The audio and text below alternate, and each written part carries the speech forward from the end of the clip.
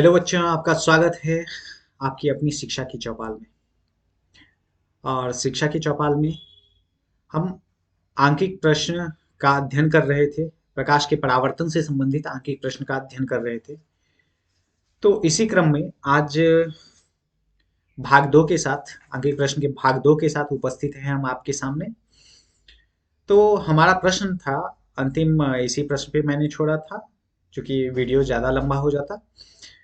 तो देखते हैं प्रश्न क्या है। प्रश्न है, किसी गोलीय दर्पण के सामने 15 सेंटीमीटर की दूरी पर रखी हुई किसी वस्तु का प्रतिबिंब दर्पण के पीछे 7 सेंटीमीटर पर बनता है। अब देखिए, गोलीय दर्पण है, प्रतिबिंब कहाँ रखी है? दर्पण के सामने 15 सेंटीमीटर की दूरी पर, और प्रतिबिंब दर्पण के पीछे 7 सेंटीमीटर पर बनता है। तो दर्पण से पीछे प्रतिबिंब तो दोनों प्रकार के दर्पण में बन सकता है। किसमें? उत्तल और अवतल दोनों में। तो हमें यहाँ पे पता कैसे चलेगा? पता चलेगा जब हम दर्पण की फोकस दूरी निकालेंगे, तो उससे पता चल जाएगा कि दर्पण कैसा है। क्यों? क्योंकि अगर फोकस दूरी धनात्मक आया, फोकस दूरी क्या हुआ? धनात्मक आया, तो प्रतिबिंब क्या है? दर्पण क्या है? उत्तल है। और अगर जो है फोकस दूरी ऋणात्मक आया तो अवतल है। तो हम निकाल के देखते हैं। वस्तु कहाँ पे रखी हुई है? गोलीय दर्पण के सामने 15 सेंटीमीटर की दूरी पर। कहाँ पर? 15 सेंटीमीटर की दूरी पर। तो यू क्या हो गई? यू हो गई 15 सेंटीमीटर। ठीक है, वस्तु दूरी। और उसके बाद प्रतिबिंब दर्पण के सामने 7 सेंटीमीटर। तो प्रतिबिंब दूरी को हम भी से सूचित कर रहे हैं। ये 7 सेंटीमीटर पर बनी हुई है, 7 सेंटीमीटर पर। और प्रतिबिंब कहाँ बनती है? दर्पण के पीछे। और ये होगा ऋणात्मक होगा। वस्तु दूरी हमेशा ऋणात्मक होता है, ये ध्यान रखिएगा। प्रतिबिंब दर्पण के पीछे 7 सेंटीमीटर, तो दर्पण के पीछे क्या होगा? धनात्मक होगा।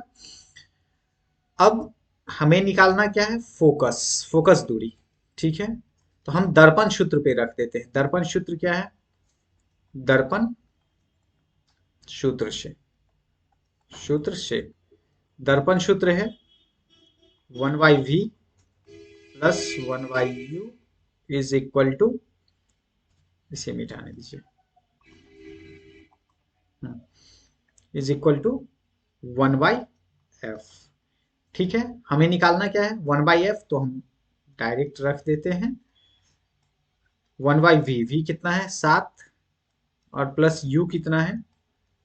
-15। अब 15 और 7 का लघुत्तम कितना होगा?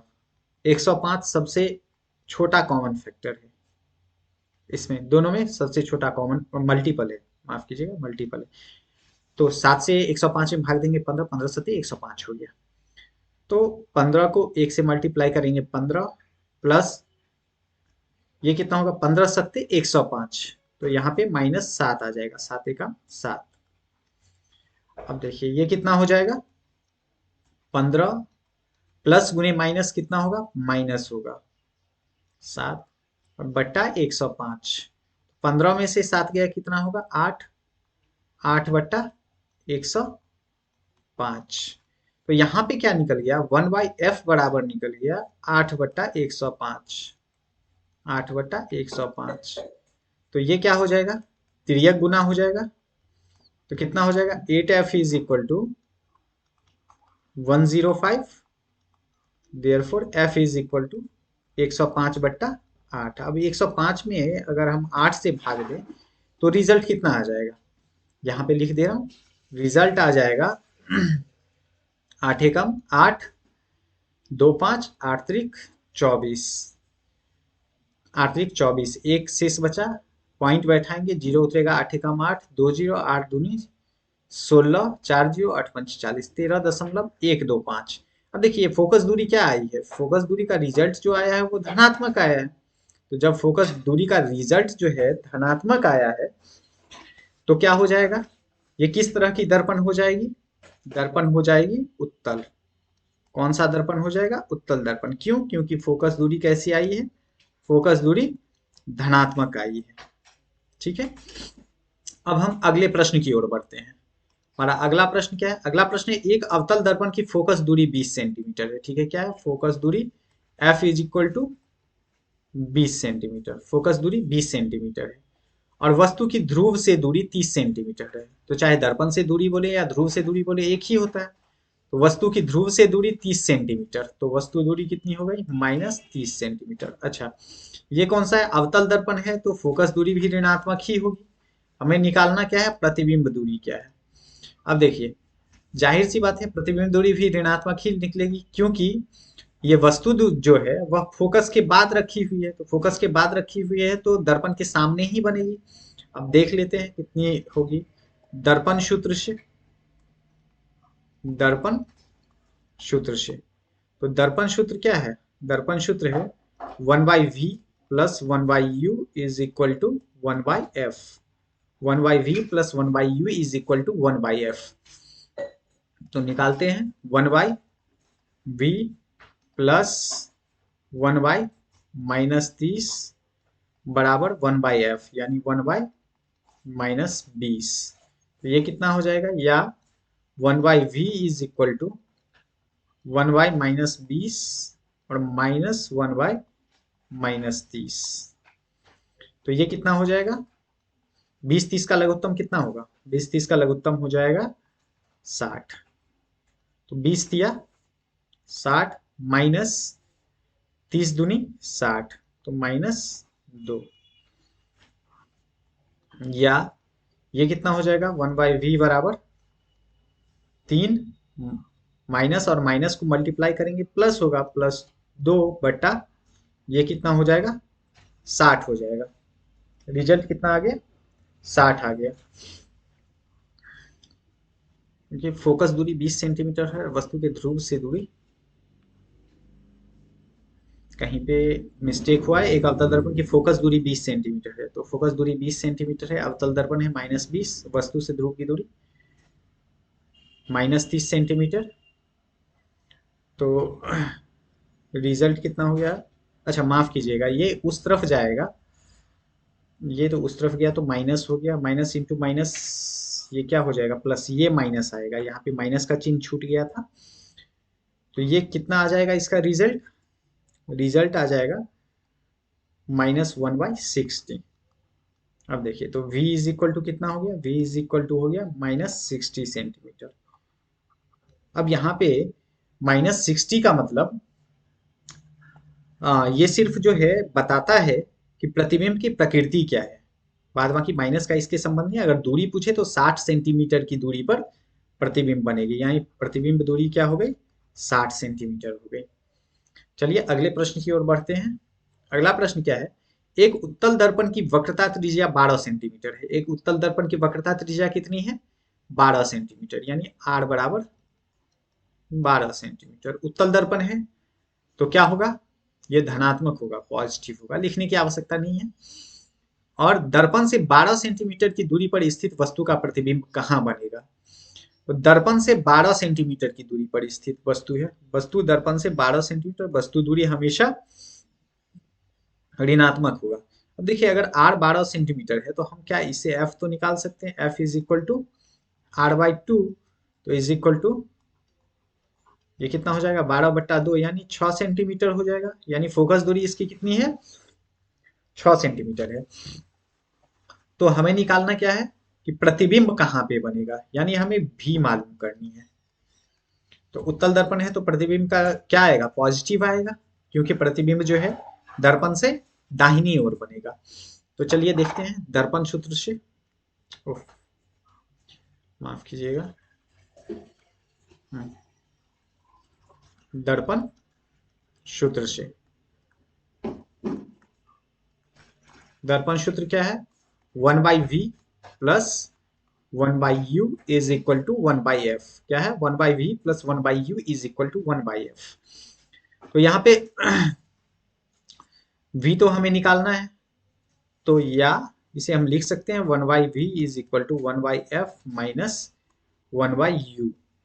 तो 1/f जो है कितना दिया हुआ है, f कितना दिया हुआ है यहाँ पे 1/6 माइनस 1/u कितना दिया हुआ है, u है 12 सेंटीमीटर, माइनस 12 सेंटीमीटर। अब इसका रिजल्ट क्या आ जाएगा, इसका रिजल्ट आ जाएगा 1/6 माइनस इंटू माइनस कितना हो जाएगा, प्लस 1/12, या 12 और 6 का लघुत्तम कितना हो जाएगा, 12, तो 6 दूनी 12, 12 एकम 12, 3/12, 12, 4 कितना आ गया रिजल्ट?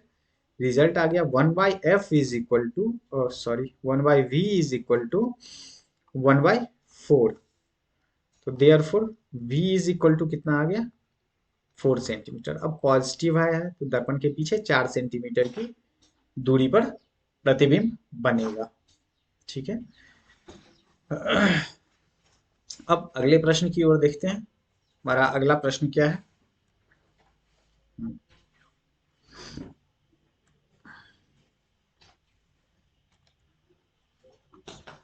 अगला प्रश्न आवर्धन से संबंधित है। ठीक है, अगला प्रश्न किससे संबंधित है?